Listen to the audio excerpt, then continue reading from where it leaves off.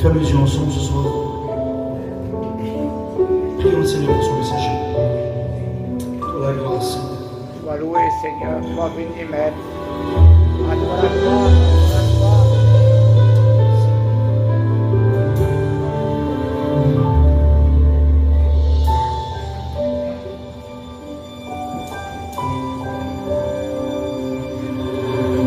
J'ai trouvé un véritable ami. J'ai trouvé en qui je peux compter. Son amour, il l'a prouvé à Golgotha.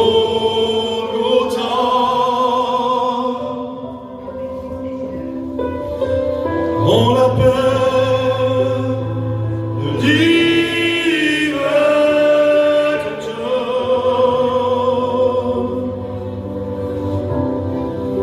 son nom est Jésus, jamais il m'a laissé tomber.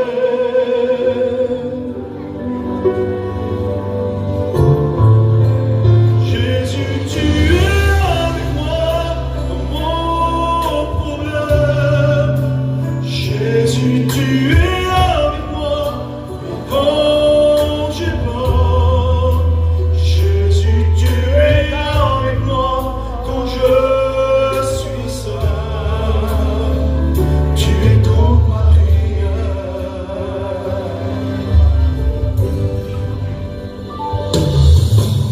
J'ai trouvé un véritable ami. J'ai trouvé en qui je peux compter. Son amour, il l'a prouvé à Golgotha. Jésus, tu es avec moi dans mon problème. Jésus, tu es avec moi quand j'ai peur. Jésus, tu es avec moi quand je suis seul. Tu écoutes ma prière.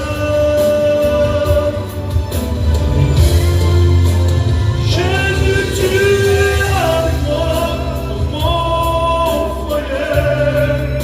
Jésus, tu es avec moi quand je suis seul. Jésus, tu es avec moi dans mon problème. Tu écoutes ma prière.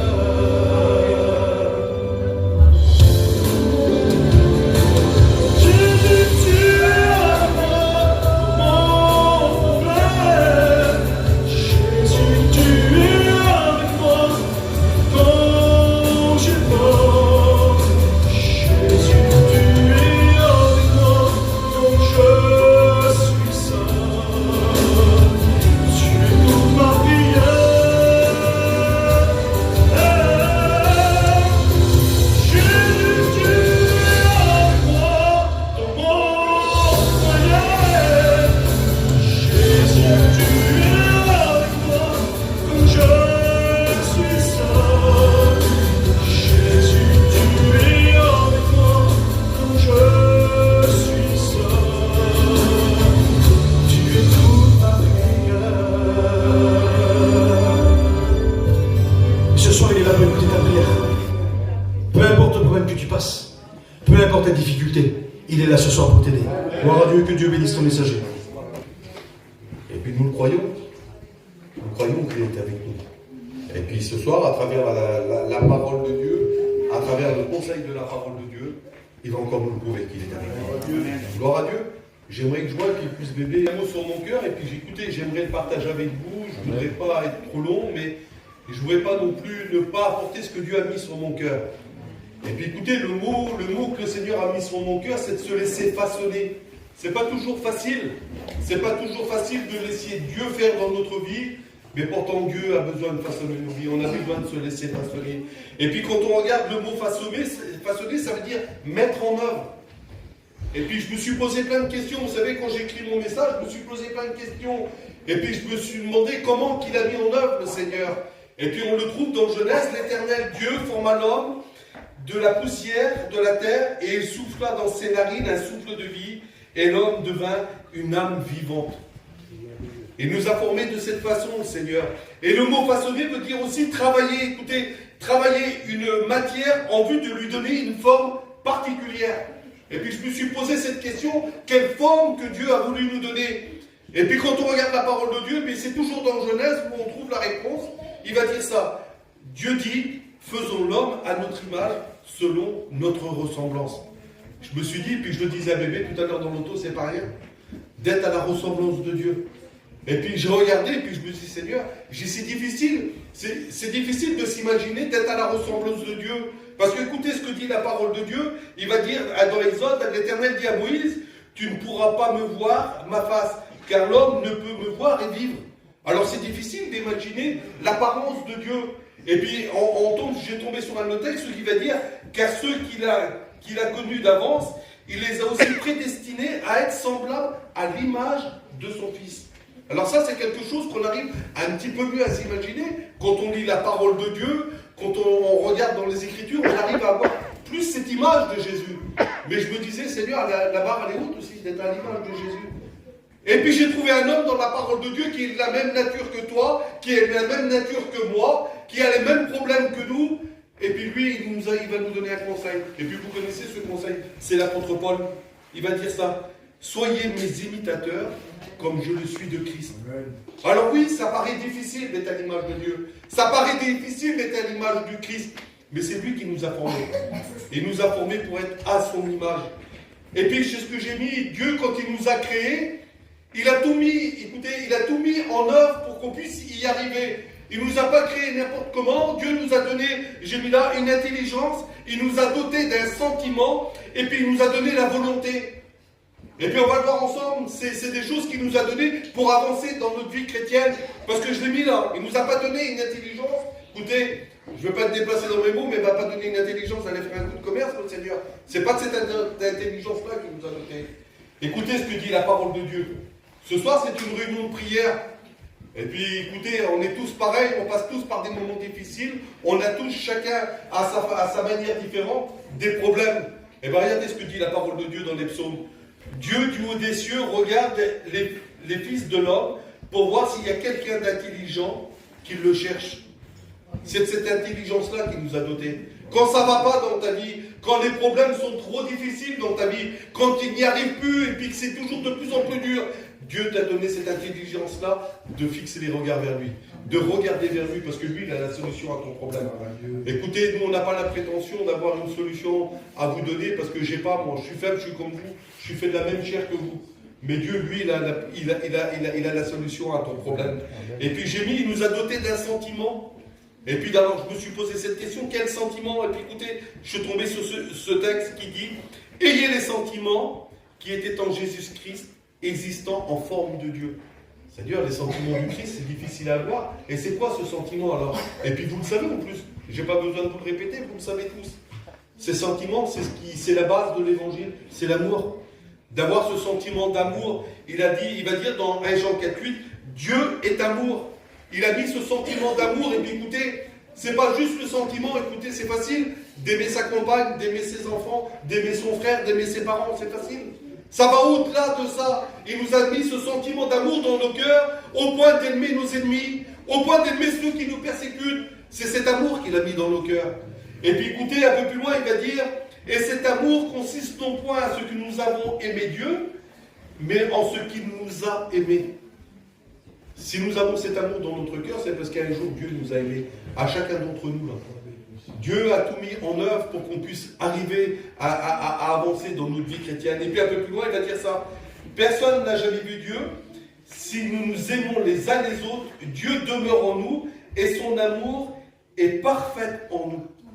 Quelle beauté, Seigneur, d'avoir les sentiments de Christ en nous. Ça nous donne à avancer dans notre vie chrétienne. Ah, c'est pas toujours facile, je vous l'accorde, hein. Je suis comme vous. On est fait de la même chair et puis on va le voir après. Je suis comme vous, parfois c'est difficile. Mais pourtant Dieu nous a donné les armes pour combattre. On est capable d'y arriver. Et puis le deuxième point, c'est la volonté. Et c'est pareil, il nous a pas donné une volonté de faire ce qu'on voulait. Et puis on le voit aussi dans Genèse, quand il va parler à Caïn, l'Éternel dit à Caïn, pourquoi es-tu irrité et pourquoi ton visage est-il abattu? Certainement si tu agis bien, tu relèveras la tête, et si tu agis mal, le péché se couche à ta porte. Mais toi, et puis là ça s'adresse à chacun d'entre nous, hein. Mais toi, domine sur lui. C'est cette volonté-là qu'il nous a donné le Seigneur, de dominer sur le péché. Parce que c'est pas facile. Oui, le péché se pousse à notre porte tous les jours. Tu vas te lever demain matin, le péché sera là. Mais il t'a donné la volonté de dominer sur le péché. Et puis c'est ce qu'il nous a donné. Et puis il nous a donné aussi une autre volonté, la volonté de faire sa volonté. C'est pas toujours facile, hein. C'est pas toujours facile de faire la volonté de Dieu. Et puis le Christ nous donne l'exemple dans la parole de Dieu. Il va dire, Père, si tu voulais éloigner de moi cette coupe. Et puis on la connaît, cette coupe, c'est la coupe de la souffrance. C'est pas facile, on n'aime pas souffrir, on n'aime pas passer dans les moments difficiles, on n'aime pas ces choses, c'est toujours difficile. Mais il va dire ça. Il va dire que ma volonté ne se fasse pas, mais ta volonté.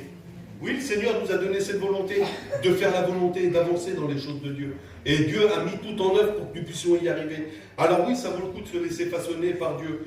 Mais voilà, c'est ce que j'ai mis. Et j'ai mis ça. L'intelligence, c'est ça en réalité. Il t'a donné l'intelligence de crier à lui.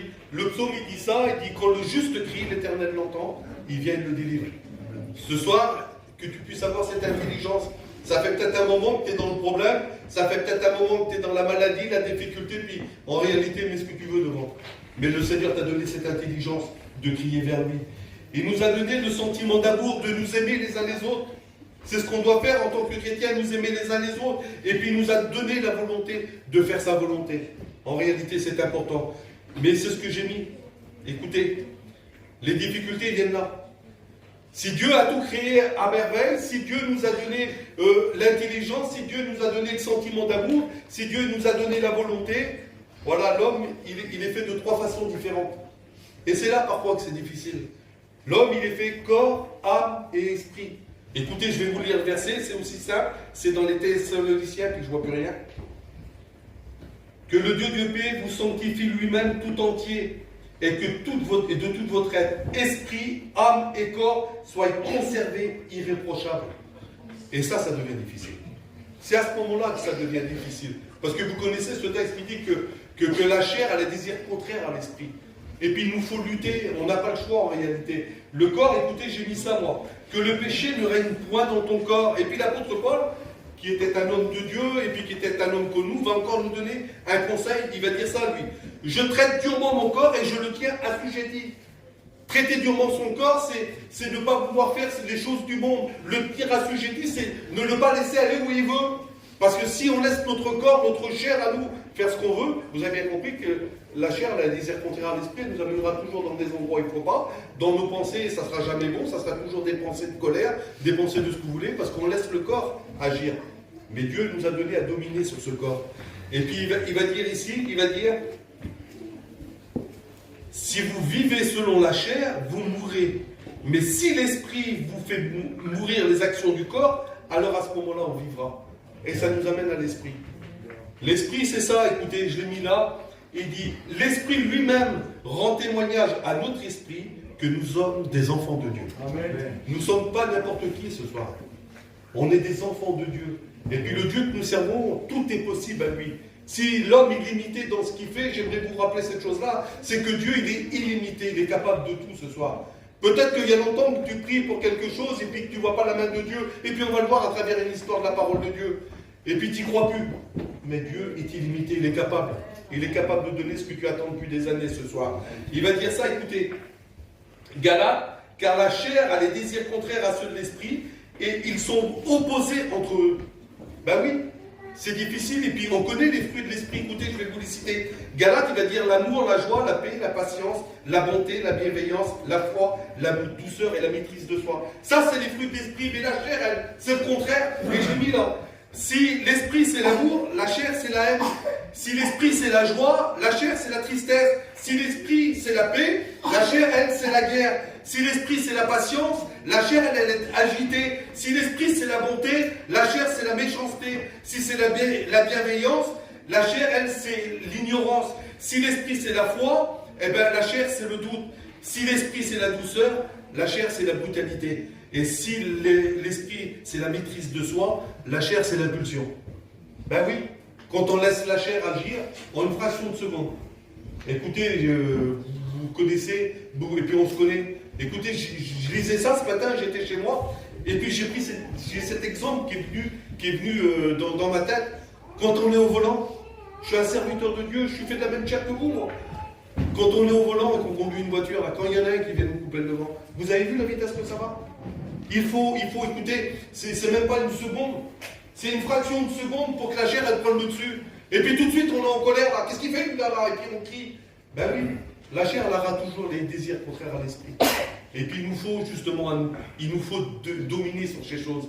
Et l'âme, c'est elle qui aime se tenir dans la compagnie de l'Éternel. Écoutez, c'est ça. L'âme, elle va dire ça. La loi de l'Éternel est parfaite et elle restaure mon âme. On a besoin d'être à l'écoute de la parole de Dieu pour notre âme. Et puis il nous met en garde, il va dire ça. Voici l'âme. Il dit, voici toutes les âmes sont à moi. L'âme qui pêche, c'est celle qui me voit. C'est important de le savoir. Le péché n'a rien à faire dans le cœur d'un chrétien. Même si parfois le péché est involontaire, on doit lutter chaque jour dans nos vies. Chaque jour, on doit lutter. Le psaume, il dit ça. Vous qui l'aimez, haïssez le mal et gardez-les. Il garde l'âme de ses fidèles et il les délivre de la main du méchant. J'aimerais vous rappeler que ça vaut le coup. Ça vaut le coup ce soir de te laisser façonner par Dieu. Peut-être que tu as laissé trop de choses du monde rentrer dans ton cœur. Ça fait peut-être trop de temps qu'il y a des choses du monde qui sont rentrées dans ton cœur et Dieu voudrait façonner ton cœur. Et puis écoutez, j'ai pris des histoires de la parole de Dieu. Je ne pourrais pas être trop long, c'est une réunion de prière, mais j'aimerais dire tout ce que le Seigneur a mis sur mon cœur. Dans les Romains, il dit ça, écoutez. Ne vous conformez pas au siècle présent, mais soyez transformés par le renouvellement de quoi? De l'intelligence. L'intelligence, afin que vous pouvez discerner quelle est la volonté de Dieu. Et puis on va le voir à travers la parole de Dieu. J'ai pris des histoires. Il y a une histoire, écoutez, un exemple qui nous montre ce qu'il ne faut pas faire. Et puis vous allez voir, c'est des histoires simples, des histoires que vous avez écoutées des dizaines de fois prêcher. La première histoire que j'ai prise, c'est le jeune homme riche. Ah, il est là, lui, et puis la parole de Dieu nous dit qu'il va venir et se jeter à genoux devant le Seigneur. Ah, il connaissait le Seigneur, il y en a plein d'entre nous qui sont là. Il y a certainement des amis qui sont parmi nous. Ils connaissent les choses de Dieu. Et puis, il va dire ça. Que dois-je faire pour hériter la vie éternelle? Ah oui, parce que Dieu a mis dans le cœur de l'homme, que tu crois ou que tu ne crois pas, ce soir, Dieu il a mis dans le cœur de l'homme la pensée de l'éternité. Il a mis cette pensée dans ton cœur afin que tu puisses venir à lui. Et puis là, il va dire, que dois-je faire pour hériter la vie éternelle? Et puis le Seigneur va y expliquer. Tu connais les commandements. Écoutez, pour la plupart d'entre nous, là, vous avez été élevés dans les réunions. Pour la plupart d'entre nous, vous avez été élevés dans les missions, dans les conventions. Et puis aujourd'hui, tu n'appartiens toujours pas à Dieu. Ah, tu connais les choses de Dieu. Ça, c'est pas un problème, tu les connais. Mais Dieu nous demande encore un peu plus. Et puis il va dire, mais j'ai observé toutes ces choses dès ma jeunesse. Vous savez ce que veut dire le mot observer? J'ai regardé. Mais Dieu ne nous demande pas de regarder. Il va dire ça, écoutez. Il va dire, ne vous bornez pas à écouter la parole, mais mettez-la en pratique. Et vous trompez pas vous, ne vous trompez pas vous-même par de faux raisonnements. On arrive à un moment à se tromper nous-mêmes par des faux raisonnements. C'est pas pour moi la parole de Dieu. Oh, plus tard, on repousse toujours à plus tard et à plus tard et à plus tard. Le Seigneur te demande ce soir. N'attends pas demain, c'est ce soir que le Seigneur te demande. Et puis écoutez, vous n'allez pas le Seigneur que nous servons là.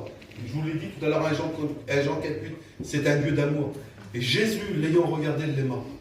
Il sait la décision qu'il va prendre. Écoute, tu es sur ta chaise et puis le Seigneur sait la décision qu'il va prendre ce soir. Mais ça n'empêche pas le Seigneur de t'aimer. Il t'aime, le Seigneur. Et puis là, il veut dire, il te manque quelque chose. Et puis c'est peut-être s'il te manque à toi de te laisser façonner par Dieu. Si tu laisses Dieu façonner ta vie, Dieu est capable de donner ce que tu as besoin. Il va dire, va vendre tout ce que tu as et donne-le aux pauvres et tu auras un trésor dans le ciel. Vous savez ce qu'il va faire, le jeune homme là? La parole de Dieu dit qu'il est affligé de cette parole, il s'en alla tout triste. Que tu puisses repartir de ce lieu ce soir avec la joie dans ton cœur. Parce qu'il y a un verset qui dit, écoutez, j'aimerais vous le citer, la tristesse selon le monde, elle produit la mort. Ben oui, que tu puisses repartir avec la joie de l'Éternel dans ton cœur, dans cette soirée. Et puis là, j'ai pris une deuxième histoire. Et puis écoutez, ça va concerner, mais j'aime pas ce mot parce qu'il n'est pas dans la Bible. On dit souvent les rétrogrades. Mais c'est plutôt les brebis garées, parce que une brebis garée, c'est une brebis qui appartenait à Dieu, qui est partie des fois de l'enclos, et puis qui est partie un peu dans ce monde. Mais j'aimerais te dire que le Seigneur, il te rappellera toujours à revenir dans la maison. Matthieu va dire ça, si un homme a 100 brebis, et qu'une d'elles s'égare, ne laisse-t-il pas 99 brebis pour aller chercher celle qui s'est égarée? Elle cause plus de joie pour 99 brebis qui ne se sont pas égarées. Ce n'est pas la volonté, écoutez, de mon Père qui est dans les cieux, qu'il se perde un seul de ses petits. J'aimerais te dire, peut-être que tu es parti de la maison de Dieu il y a un moment, mais la volonté de Dieu, c'est que tu reviennes dans sa maison. C'est la volonté de Dieu ce soir, ça. Il veut que tu te laisses te façonner, et puis Dieu mettra toujours tout en œuvre en réalité. Et puis écoutez, regardez, j'ai pris ce verset de la parole de Dieu, on va le lire ensemble. La parole fut adressée à Jérémie, descends dans la maison du potier, et voici, il travaillait sur un tour. Un vase qu'il faisait ne réussit pas, comme il arrive à l'argile dans les mains du potier. Il n'en refit un autre, vase tel qu'il le trouva bon de le faire.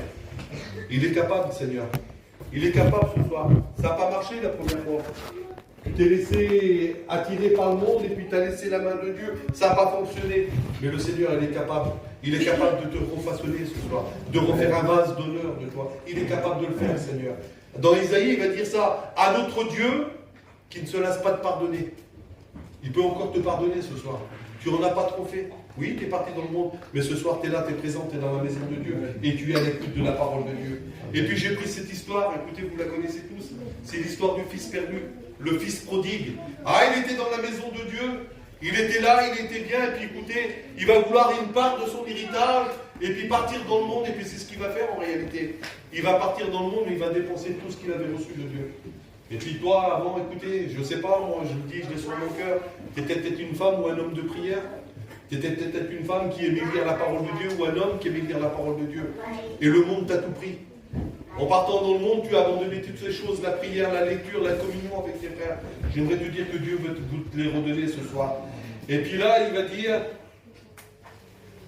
il va partir dans le monde et puis il va se retrouver à un moment, écoutez, dans une difficulté pas possible et il va se retrouver à garder des pourceaux. Or, c'est quelque chose pour un juif qui était une honte de garder des pourceaux. Et bien souvent, le monde nous amène dans des choses, écoutez, je ne vais pas rentrer dans des détails, mais aujourd'hui, dans notre peuple, on voit des choses, on écoute des choses qu'on n'écoutait pas avant. Et aujourd'hui, pourtant, c'est devenu des choses communes, mais le Seigneur, il ne veut pas ça pour chacun d'entre nous. La Bible nous dit que chacun s'éprouve soi-même, parce qu'à ce moment-là, lui, il va rentrer en lui-même. Et tu as peut-être besoin de rentrer en toi-même dans cette soirée-là. De faire le bilan de ta vie et puis dire, Seigneur, j'étais dans ta maison, j'avais tout ce qu'il fallait, je ne pensais de rien, et puis je suis parti de ta maison aujourd'hui où j'en suis, Seigneur. Fais le bilan de ta vie ce soir. Examine ta vie. On n'a pas besoin, nous, écoutez, on n'est pas là pour vous juger ou quoi que ce soit, nous. Fais l'examen de ta vie ce soir. J'en suis où aujourd'hui dans ma vie depuis que je suis parti de la maison de Dieu? Et puis le Seigneur, il va t'éclairer. Et puis là, écoutez, il va y avoir une prise de décision.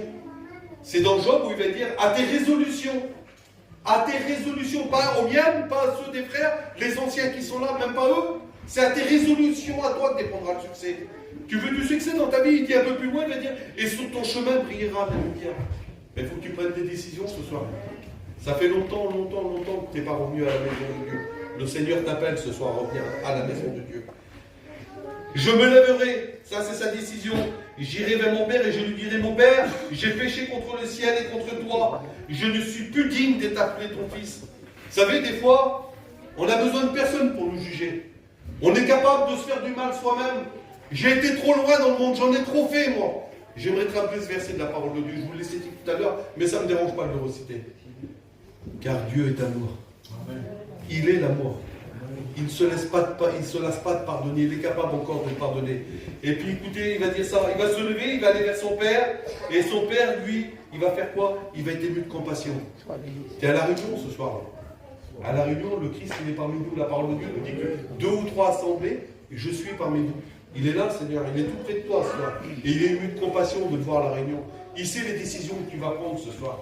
Il sait si tu veux te laisser façonner ou pas. Et puis écoutez là, son Père, il va dire... Le Père courut en avant et se jeta dans ses bras et l'embrassa.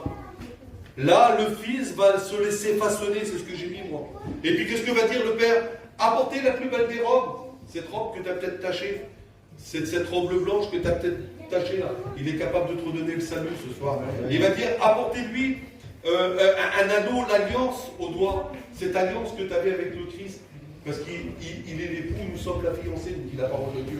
Et puis il va dire, mettez-lui les souliers aux pieds. Les souliers aux pieds, c'est que tu n'es plus un esclave de ces choses du monde. Il est capable de te redonner toutes ces choses. Il va dire, réjouissons-nous, car mon fils qui était mort est revenu à la vie. Il était perdu et il a été retrouvé. Peut-être que ce soir, tu as des décisions à prendre. Laissez le Seigneur te façonner. Il est capable de le faire. Et puis c'est ce que j'ai mis moi. Il veut faire de toi ce soir un vase d'honneur. Ça n'a pas pris la première fois. La première fois, ça a été difficile pour toi. Mais la deuxième fois, ça va réussir. Et pour nous, les chrétiens, écoutez, j'ai pris une histoire que j'aime. C'est ce que je disais à bébé tout à l'heure dans l'auto. C'est le premier message que j'ai prêché en sortant des écoles bibliques. Et puis ça nous concerne, nous les chrétiens, plus. C'est l'histoire de la Sunamite. On connaît tous cette histoire, ça se trouve dans 2 Rois 4-8. Il va dire, un jour où Élisée passait à Sumel, il y avait là une femme de distinction. J'aimerais te rappeler qu'un chrétien, c'est une personne de distinction. Un chrétien, c'est quelqu'un qui se voit. Un chrétien, nous dit la parole de Dieu, c'est une lumière. Un chrétien, il brille autour de lui. Et c'est ce que nous sommes. Ce soir, on est des exemples pour ceux qui nous entourent. Nous devons être cette lumière-là. Cette lumière que nous ne cachons pas, mais nous devons briller pour les choses qui vont. Et puis il va dire, et toutes les fois qu'il passait, il se rendait chez elle pour manger. Et puis elle va dire ça, je sais que cet homme est un saint homme de Dieu. Et puis voilà, elle va dire, faisons cette petite chambre haute, on va y mettre un lit pour lui, on va y mettre une table, un ciel et un chandelier. Et puis ça, c'est ce que j'ai marqué moi. Ça, c'est la panoplie du chrétien. Et puis le bon chrétien, il a toutes ces choses dans sa vie en réalité. La chambre haute, vous savez ce que c'est? La chambre haute, c'est le lieu de prière. Un chrétien, il se doit de se mettre dans un endroit, Matthieu 6,6, il va dire, entre dans ta chambre, et prie ton Dieu dans les lieux secrets. Dans ce lieu secret, Dieu te voit. Un chrétien, il doit te prier. Un chrétien, il a aussi ça. Le lit, c'est le lieu d'intimité. On a ces moments d'intimité. Quand on est avec Dieu, vous savez, on connaît tous ces moments où on est tout seul avec Dieu, puis Dieu vient nous bénir, Dieu va nous visiter, la paix nous remplit de son esprit. C'est le moment d'intimité qu'on a avec Dieu. C'est personnel, ça. C'est ce qu'un chrétien doit avoir dans sa vie. La table, c'est la communion, d'être en communion avec ses frères, d'être en communion avec le Christ. Et puis le siège, eh ben, c'est la place de Dieu. Un chrétien, il ne met pas le Seigneur à la 2e place ou à la 3e place. Ça ne fonctionne pas comme ça. Un chrétien, il met Jésus à la première place. C'est Jésus qui dirige chez lui. Ce n'est pas le monde qui dirige chez lui. C'est Jésus qui dirige chez lui. Et puis le chandelier, vous avez bien compris, c'est le témoignage. Et puis là, cette femme, elle est là. Puis Élisée, il va dire ça, écoutez. Il va dire à Géasi, et il va dire, demande à cette femme si on peut faire quelque chose pour elle. Et puis Géasi va aller, il va dire, tu nous as montré de l'empressement, que peut-on faire pour toi? Et puis elle, en réalité, quand on lit la parole de Dieu, j'avais pas fait attention jusqu'à aujourd'hui, moi. Elle va rien demander. Elle ne demande rien du tout. Qu'est-ce qu'on peut faire pour toi? Puis c'est Géasi qui va prendre la réponse. Il va dire, avec le respect que je vous dois, son mari est avancé en âge et elle n'a pas d'enfant. Elle n'a rien demandé. Si vous regardez la parole de Dieu, vous verrez qu'elle ne demande rien à ce moment-là. Et puis le serviteur, Élisée, va lui dire, à la même époque, l'année prochaine, tu embrasseras un enfant. Et puis écoutez ce qu'elle va dire. La chose, écoutez, tu embrasseras un enfant, son mari était avancé en âge. C'est ce que je me suis dit, moi. C'était peut-être la prière secrète de son cœur, ça. C'est une femme, mais c'est un foyer qui n'avait pas de petit. Et puis, écoutez, c'était peut-être la prière secrète de son cœur, là. C'était peut-être la chose qu'elle aspirait le plus dans sa vie. Et pourtant, elle n'a rien demandé, elle n'a rien demandé à l'homme de Dieu, et Dieu, il va lui donner, il va lui demander. Et puis, écoutez, peut-être qu'il y a une prière secrète dans ton cœur. Et puis, tu n'as peut-être plus le courage de la demander, parce que ça fait des années que tu demandes à Dieu, puis que tu n'as pas eu de réponse. Là, ça faisait sûrement des années, parce qu'il était avancé en âge. Ça faisait peut-être des années qu'elle avait demandé à Dieu. Ça faisait peut-être des années qu'elle demandait, et puis qu'elle n'y croyait plus. Et puis là, écoutez, mon Seigneur, homme de Dieu, ne trompe pas ta servante. Là, il y a un petit doute qui va se mettre en elle. Elle s'était fait serment une raison, c'est ce que j'ai mis, moi. Et puis, tu es peut-être comme ça, toi. Tu t'étais fait une raison. Il y a longtemps que tu pries pour quelque chose et que tu ne l'as pas reçu. Et puis tu te fais une raison, puis tu te dis, Seigneur, si c'est comme ça, on fera comme ça, Seigneur. Tu es une bonne chrétienne, pourtant tu es un bon chrétien, mais tu t'es fait une raison dans ta prière. Et puis là, écoutez ce qu'il va dire. J'aimerais vous le dire, Dieu n'a pas dit son dernier mot. Cette femme devint enceinte et elle enfanta un fils. Et puis on connaît l'histoire, l'enfant va grandir. Et puis alors qu'il était dans les champs avec son père, il va s'écrier ma tête, ma tête. Et puis son père va le faire ramener à sa mère. Et puis la parole de Dieu nous dit qu'elle va le mettre sur ses genoux. Et à l'heure de midi, l'enfant va mourir. Rappelez-vous ce qu'elle avait dit tout à l'heure. Ne trompe pas ta servante. Elle n'avait rien demandé. Elle reçoit la prière secrète de son cœur. Et puis là, l'enfant, il part. Je me disais, Seigneur, combien ça doit être difficile. Combien qu'à ce moment-là, ça doit être difficile. Mais rappelez-vous quelque chose aussi. C'est une véritable chrétienne. C'est une femme de Dieu, une femme qui a un lieu de prière, une femme qui laisse Dieu en premier dans sa vie, une femme qui a un témoignage, une femme de distinction. Et puis je sais qu'il y en a parmi nous ce soir. Des véritables chrétiens.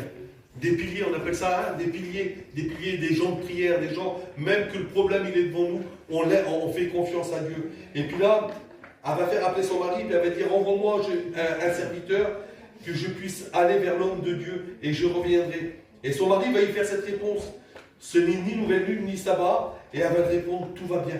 Et puis là, elle va partir, elle va monter sur la montagne du Mont Carmel, et puis quand elle va arriver, l'homme de Dieu va la voir de loin, et puis il va dire à son serviteur, va vers elle et demande-lui, te portes-tu bien? Ton mari et ton fils se portent-ils bien? Et puis elle va encore faire cette réponse. Tout va bien. J'aimerais te le dire, écoutez, j'aimerais dire avec mon cœur, mon frère, ma soeur, tout va bien. Quand on regarde le mot en hébreu, tout va bien, ça veut dire shalom. Et shalom, ça veut dire paix. Peu importe la difficulté que tu as dans ta vie, peu importe l'épreuve que tu passes ce soir, tu as la paix dans ton cœur. Amen. Et puis écoutez, je sais qu'il y en a qui pourraient venir derrière, on a pu le témoigner, qui ont passé par des moments difficiles dans leur vie, qui ont passé par des épreuves terribles, qui ont passé par des difficultés terribles. Et malgré l'épreuve, malgré la difficulté, le Seigneur est capable de mettre la paix dans ton cœur ce soir. Et puis là, j'ai mis, mais l'homme de Dieu dit, l'homme de Dieu lui dit, laisse son âme et dans l'amertume. Et puis j'ai regardé ce que voulait dire le mot amertume. Dans l'hébreu, il va dire, écoutez, veillez à ce que cette personne se prive de la grâce de Dieu et ce qu'aucune racine d'amertume pousse et produise le trouble et que plusieurs n'en soient infectés. L'amertume, c'est ça. L'amertume, ça vient mettre le trouble dans un cœur. Et puis là, à ce moment-là, écoutez-moi, elle va refaire, alors elle dit, ai-je demandé un fils à mon serviteur? Ne t'ai-je pas dit, ne me trompe pas? Et puis parfois, même quand tu écoutez, je veux dire comme ça, bon, même que tu es un bon chrétien, même que tu es une bonne chrétienne, parfois il y a de l'incompréhension dans nos cœurs. Parfois, il nous arrive des choses et puis on a du mal à comprendre et puis le trouble, il vient. Et puis quand le trouble, il vient, et puis écoutez, j'aimerais vous le dire, moi, le diable, il vient à ce moment-là aussi, lui. Ben oui, parce que lui, il est là pour détruire, il est là pour mettre le doute dans ton cœur. Alors quand on laisse le trouble rentrer dans le cœur, parfois c'est difficile. Et puis l'homme de Dieu va se lever et elle va dire, suis-moi, l'homme de Dieu va se lever, on connaît l'histoire, et Élisée va venir, il va rentrer dans la chambre, et puis il va voir l'enfant qui était mort sur son lit. Écoutez ce que j'ai mis moi. Le lit, je vous l'ai dit tout à l'heure, c'est le lieu d'intimité. Il va dire, je me couche, je me dors en paix, car toi seul, ô Éternel, tu me donnes la sécurité dans ma demeure. Eh oui, quand on a la paix, malgré le problème devant nous, malgré la difficulté, il est capable, le Seigneur, de remettre cette paix dans ton cœur. Et puis Élisée entra, fermait la porte, pria, et l'enfant revient à la vie. Et puis là, la parole de Dieu nous dit qu'elle va faire appeler cette femme, et il va y redonner son fils. On a besoin, écoutez, on a besoin de se laisser façonner par Dieu. Que ce soit pour nos amis qui sont parmi nous ce soir, que ce soit ceux qui ont laissé la main de Dieu, ou que ce soit le chrétien qui passe par un moment difficile. On a besoin de laisser Dieu nous façonner dans notre vie. Je l'ai mis là, moi. Pour nous, pour nos amis, il faut nous rappeler... Non, ça, pour nos amis, il faut nous rappeler que Dieu est capable de façonner ta vie. Cette vie du monde là que tu n'y arrives plus, cette vie du monde que tu ne veux plus, il est capable de façonner ta vie puis de te donner une nouvelle vie, le Seigneur. Il est capable de te faire passer des ténèbres à son admirable lumière. Et puis pour ceux qui sont partis loin de Dieu, et je l'ai mis là moi, pour les brebis qui se sont égarés, il est capable de façonner ton cœur. Ce cœur qui est parti dans le monde, qui est venu, vous savez ce que dit la parole de Dieu? Un cœur de pierre, un cœur dur, un cœur difficile. Un cœur qui ne croit plus, un cœur qui ne veut plus prier, il est capable de te redonner un cœur de chair, mais il faut le laisser façonner. Et puis pour nous, les chrétiens, je l'ai mis là, n'oublions pas, frères et sœurs, écoutez, c'est important, il ne faut pas l'oublier. Nous n'avons pas été créés de la main d'un homme, mais nous avons été façonnés par Dieu. C'est Dieu qui nous a façonnés. Et Dieu, quand il nous a façonnés, il savait ce qu'il faisait. Écoutez, je finis avec ce verset, puis après on prie le Seigneur. Dans Jérémie 18, au verset 6, c'est la suite du verset. Et puis j'ai changé, moi, un petit peu les paroles. Écoutez, la parole de l'Éternel me fut adressée en ces mots. Ne puisse pas agir envers vous comme ce potier. Et puis moi j'ai mis, il dit la maison d'Israël. Et puis moi j'ai dit église de Dinard. Est-ce que le Seigneur n'est pas capable d'agir ce soir envers vous, là? Si vous mettez votre foi en action, si vous demandez au Seigneur, le Seigneur est capable d'agir. Et puis un peu plus bas, il va dire, voici, comme l'argile est dans les mains du potier, vous êtes dans ma main. Le Seigneur est capable. Je ne sais pas comment tu vas faire ce soir, mais je sais une chose, c'est que le Seigneur il est présent et il est capable. Est-ce que tu veux te laisser façonner par Dieu tout simplement ce soir? C'est tout simplement ça ce soir. Le mot qu'il avait mis sur mon cœur, c'est ça. J'aimerais qu'on baisse les fronts et on va prier le Seigneur.